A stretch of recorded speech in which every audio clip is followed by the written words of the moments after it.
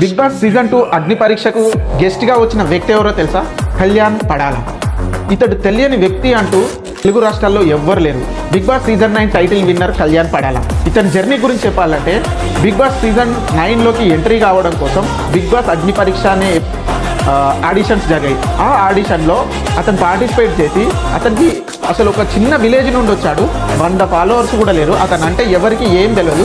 ఆ ఆడిషన్లో జడ్జెస్ను మెప్పించి ఆ ఆడిషన్ లోపలికి వచ్చి అతనికి ఉన్న టాలెంట్ను మొత్తం చూపించి ఉపయోగించి బిగ్ బాస్ సీజన్ 9లోకి అయితే ఎంట్రీ అయ్యాడు. అంటే డౌన్ టు ఎర్త్ లాగా ఎక్కడో చిన్న విలేజ్ నుండి వచ్చి జడ్జెస్ను ఒప్పించి వాళ్ళని రిక్వెస్ట్ చేసుకొని బదిలాడుకొని అతని టాలెంట్ చూపించుకొని సీజన్ 9 హౌస్లోకి అయితే ఎంటర్ అయ్యాడు.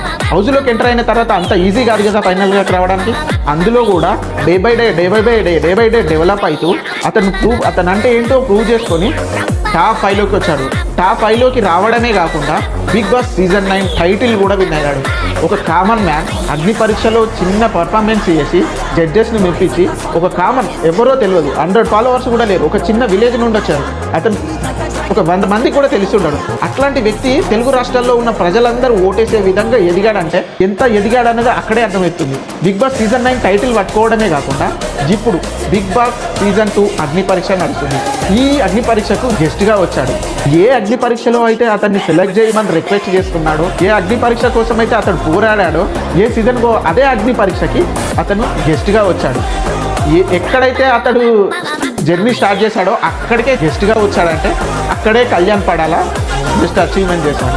కళ్యాణ్ పడాల అతనికి వచ్చిన కప్ ఉంది చూడండి, సపోర్ట్ చేసిన జడ్జెస్ ఉన్నారు కదా, వాళ్ళని కూడా పిలిచి మీ సపోర్ట్ వల్లనే నాకు వచ్చింది, మీకు ఇది డెడికేట్ చేస్తున్నా అని వాళ్ళకు చేతిలో పెట్టారు చూడండి. ఇక్కడే అతని గురించి తెలిసిపోతుంది. మీకు కళ్యాణ్ పడాల గురించి ఏమనిపిస్తుందో కామెంట్ చేయండి.